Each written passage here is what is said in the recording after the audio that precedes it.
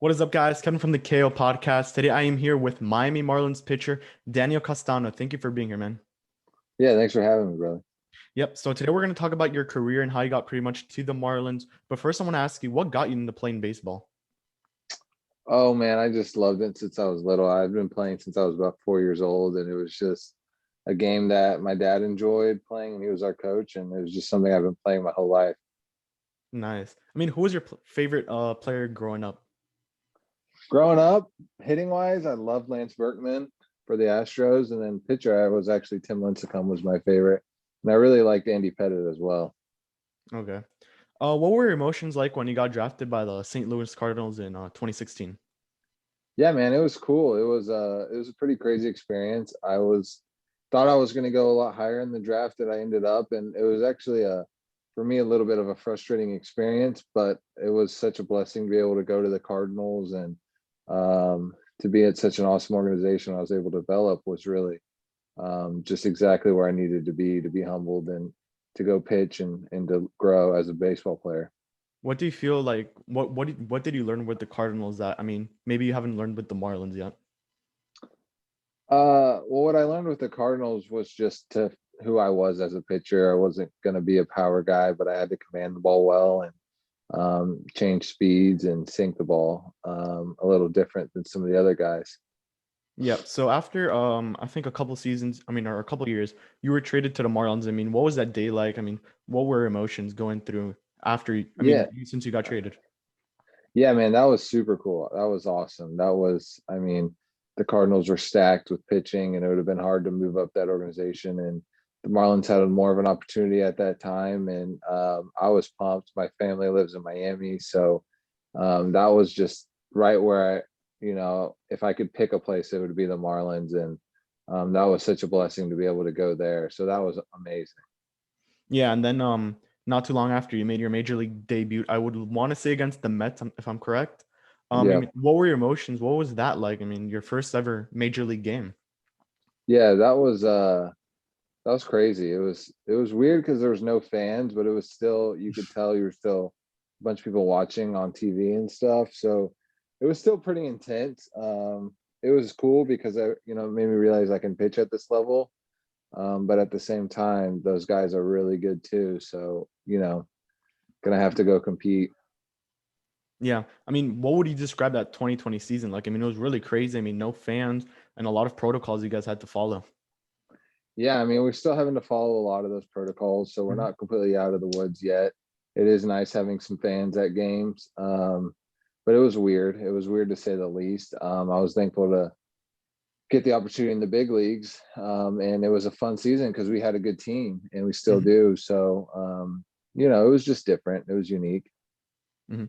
Yeah, who was the hardest batter you had to face as of right now, of course? That's a good question. Brandon Nimmo is a great hitter for the Mets, just a lefty who can hit the opposite field and pull the ball for power as well. I think Evan Longoria, who we've been playing at the Giants, is a great hitter.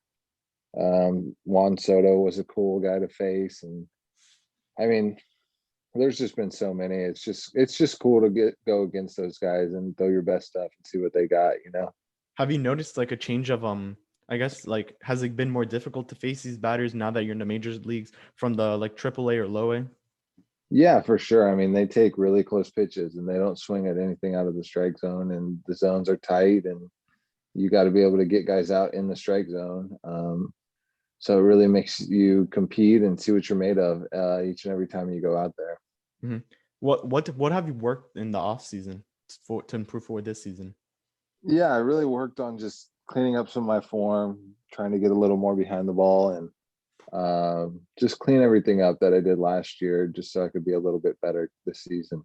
Mhm. So last night you pitched 5 innings. You allowed 5 hits, 3 runs, 2 strikeouts, and 2 walks. What can you improve off of that performance for the next one?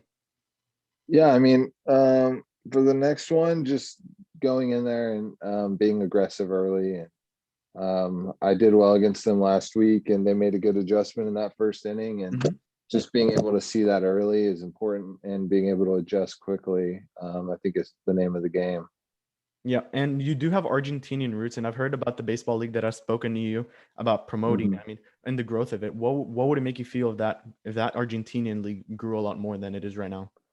Man, that would be amazing. That would be super cool. I would love to go down there. I would love to go help in any way to grow that league. They got a jersey coming to me through like 5 pilots in Argentina or something like that. So we're hoping with COVID protocols and everything, if they can like come on the field and we can exchange jerseys and stuff like that would be really neat. And That'd be cool. so we're hoping to do that here in the future. Hopefully, once people get like cleared a little more and things start to Mhm. die down, that we can do something like that. Yeah, for sure. And I mean, I'm not sure if you could pitch for them in the World Baseball Classic. Would you be eligible for that to pitch Yeah, for I would be. Argentina? I would be able to for sure. I think their league still is a couple years out from being Yeah, at the competitive level as like the Dominican Republic or wherever. But they're definitely on the come up, and they're winning against like teams like Brazil and other bigger countries. And so, hopefully, I can continue to develop my career, and by the time that I'm further along in the big leagues, that I can really pitch for that team to help them do some cool things. yeah, that was gonna be my next question. If you would ever be willing to pitch for the Argentinian team. Yeah, that would be amazing. I would love that. I think I love their colors. I love Argentinian soccer, and that would be definitely a cool thing to check off to pitch for that team. Yeah, man. I mean, thank you for coming on again to the podcast. Make sure to follow Daniel Castano on all his links below. I'll leave your Instagram and whatever other links. Do you have a Twitter? I'm not sure. Yeah, I do. It's like Daniel Casti 21 or something like that. All right, I'll find it and then I'll link it below Yeah, for you. Once appreciate again, it. my name is Kevin Barral. I am here with Daniel Castano, and we'll see you guys on the next one. Peace out. All right, thanks, man.